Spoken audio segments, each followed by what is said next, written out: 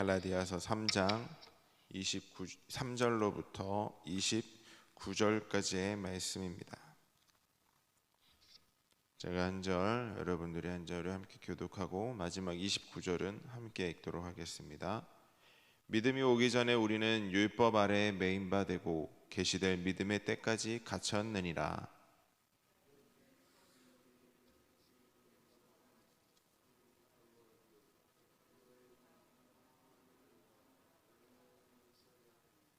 믿음이 온 후로는 우리가 초등교사 아래 있지 아니하도다.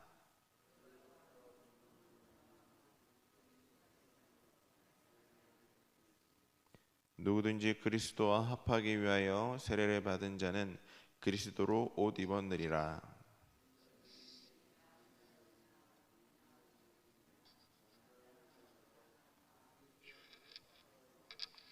함께 읽겠습니다. 너희가 그리스도의 것이면 곧 아브라함의 자손이요 약속대로 유업을 이을 자니라. 아멘. 할렐루야. 오늘 이 새벽도 함께 예배하는 우리 사랑교회 모든 성도님들께 하나님의 은혜와 평강이 늘 함께하기를 주님의 이름으로 간절히 축복합니다. 사람은 저도 마찬가지고 모든 사람들은 일을 마치고 나면은 조금씩 아쉬워합니다. 조금만 더 잘했을 수 있었을 텐데, 이렇게만 했으면 좀 더 잘할 수 있었을 텐데 하며 조금씩 후회를 하는 부분이 있는데, 그 모습이 바로 사람의 모습입니다. 그런데 하나님께서는 어떤 분이시냐면은, 하나님께서는 모든 일을 하고 난 후에도 조금도 후회가 없으신 분이 바로 하나님이십니다. 이런 하나님께서 완벽한 구원 계획을 세우시고 그 구원 계획 가운데서 우리를 복음으로 구원을 하시게 됩니다. 그 완전하신 하나님이 또한 우리에게 율법을 주셨음을 알 수가 있습니다. 만약 율법이 우리의 구원에 필요하지 않았다면 하나님께서는 그 율법을 먼저 우리 사람들에게 주시지는 않았을 거예요. 그렇다면 하나님께서 우리에게 율법이 주신 이유가 무엇일까? 오늘 그것에 대해 잠깐 나눠보려고 합니다. 먼저 첫 번째로는 우리의 죄악을 밝혀주기 위해서 그 율법을 주셨습니다. 사람이 예수님의 은혜를 깨닫는다는 것은 참 매우 특별한 축복입니다. 아직도 예수님의 은혜에 대해서 모르는 사람들이 많이 있는데, 먼저 우리가 예수님의 은혜를 알게 된 것은, 깨닫게 된 것은 매우 특별한 축복을 받았음을 기억하시기 바랍니다. 그런데 이렇게 복음을 들은 사람들이 바로 그 말씀을 듣고 말씀을 믿고 예수님을 인격적으로 만난다는 것이 과연 가능한 일일까요?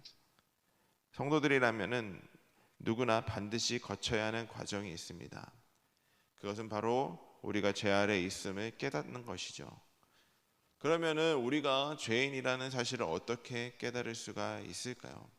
세상엔 법이라는 그 잣대가 있어서 우리가 이것을 잘못하면은 어떠한 행동을 했을 때 이것이 죄라는 것을 깨달았는데, 신앙생활을 할 때 우리가 죄인이라는 것은 어떻게 알 수 있냐면은 바로 그것이 하나님께서 주신 율법으로 말미암아 알 수가 있었습니다. 그것은 바로 율법이 우리의 죄를 들췄다라는 것이죠. 이 율법이 우리가 행하는 것들, 그것들이 하나님께서 미워하시는 죄라는 사실을 깨닫게 하고 있습니다. 우리가 도무지 그 율법을 완전히 지킬 수 없는 미약한 존재, 연약한 존재라는 것을 보여주고 있는 것이 바로 율법입니다. 그래서 결국 우리가 하나님의 심판을 받아야 하는 저주받은 자들임을 직면하게 되고 깨닫게 되는 것이죠. 이것이 하나님께서 우리에게 주신 율법을 주신 이유입니다. 우리가 잘 알고 있는 것처럼 종교개혁을 일으킨 사람인 마틴 루터는 오랫동안 자기 속에 있는 죄를 보면서 그 죄를 심판하신 하나님을 크게 두려워하고 있었습니다. 그가 경험했던 죄의식과 이 두려움이 바로 율법 아래 매인 모든 죄인의 운명이었습니다. 그런 고통 속에 있었던 마틴 루터는 드디어 말씀 안에서 복음을 발견하게 되는데, 이같이 율법은 우리의 죄를 밝혀서 죄에 대해서 무력한 우리의 모습을 깨닫게 하고 결국에 하나님의 유일한 구원의 방법인 예수님을 의지하게 만든다라는 것을 마틴 루터는 깨닫게 됩니다. 율법을 통해서 죄를 발견하게 되고 하나님의 거룩하심 앞에 두려움 가운데 섰던 사람만이 예수님 안에 있는 은혜로운 생수의 참맛을 느낄 수 있음을 기억하시길 바랍니다. 그리고 두 번째로 율법은 우리의 초등교사라고 합니다. 과거 로마 시대에서 유력한 집안에는 어린 자녀들의 등하교를 담당하는 초등교사가 있었습니다. 그 집안의 노예 중에서 믿을 만한 사람을 골라서 아이들의 수종을 들게 했던 것이죠. 그러면 초등교사의 역할은 이 아이가 어느 정도 성장을 하고 나면 끝마치는 게 그 교사의 역할이었습니다. 성장을 했는데 계속해서 등하교를 시킬 수는 없지 않습니까? 이처럼 율법은 초등교사의 역할을 하고 있었습니다. 율법은 인간이 미숙하고 유아기적 상태에 있을 때 하나님께서 우리를 위해 주신 초등교사와 같았다는 것입니다. 율법을 통해 우리는 하나님이 어떤 분이신지 알게 되었고 죄가 무엇인지를 배우게 되었습니다. 하나님께서 싫어하시는 죄와 우리가 마땅히 행해야 될 도덕적 기준을 자각하게 된 것입니다. 또한 율법은 우리에게 죄의 결과인 심판을 경고하고 있었습니다. 그리고 그 심판을 피할 수 있는 방법은 율법이 아닌 예수님 안에 나타난 은혜임을 깨닫게 한 것이 바로 율법입니다. 그래서 성경은 율법이 우리를 그리스도께로 인도하는 초등교사라고 말하고 있는 것이죠. 어린아이가 성장한 이후에 더 이상 초등교사가 필요하지 않듯이 예수님의 대속의 은혜로 하나님께 온전히 받아들여진 자녀들은 더 이상 그 초등교사인 율법 아래에 있을 필요가 없다라는 것입니다. 오직 우리를 율법의 정죄에서 벗어나게 하시고 참 자유를 주신 하나님의 은혜만 있음을 기억하시길 바랍니다. 사랑하는 성도 여러분, 하나님께서는 당신의 그 완전하신 계획 가운데서 우리에게 율법을 주셨습니다. 율법은 우리가 영적으로 도덕적으로 무력한 존재이며 죄인임을 밝혀 드러내주고 있습니다.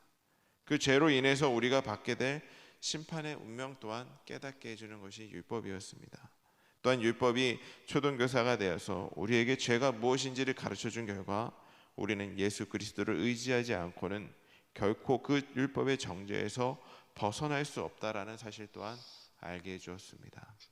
율법 아래에서 자신의 비참한 모습을 본 사람은 예수님의 십자가를 붙들고 그 안에서 참된 자유를 누릴 수 있음을 기억하시고 율법을 완성하기 위해 오신 예수님을 붙들고 살아갈 수 있는 저와 여러분들이 될 수 있기를 바랍니다. 율법은 미완성이었습니다. 오직 그 후에 예수 그리스도로 말미암아 그 십자가 보혈의 피로 말미암아 사랑으로 말미암아 완성된 것이 바로 율법입니다. 사랑하는 우리 모두가 그 하나님의 은혜를 기억하고 하나님께서 우리를 구원해 주시겠다라는 그 사랑의 마음을 기억하고 늘 예수님만, 늘 하나님만을 붙들고 살아갈 수 있는 우리 사랑교회 모든 성도님들이 될 수 있기를 주님의 이름으로 간절히 축복합니다. 기도하겠습니다. 사랑과 은혜가 충만하신 하나님, 완전하신 하나님께서 왜 우리에게 그 율법을 주셨는지 다시금 깨닫게 됩니다. 하나님이 그것을 주신 이유는 우리가 이것이 죄임을 깨닫게 하시고 이것이 하나님께서 싫어하시는 것이라는 것을 알게 해주심을 우리는 다시금 깨닫게 됩니다. 그 후에 결국에 예수님을 이 땅 가운데 보내주시어 그 사랑의 완성을 해주시고 우리가 죄 아래 머물지 않게 하여 주시고 우리를 구원하여 주심에 감사합니다. 하나님께 그 감사함을 영광을 늘 찬미하며 예배하며 나아갈 수 있는 저희들 모두가 될 수 있게 하여 주시옵소서.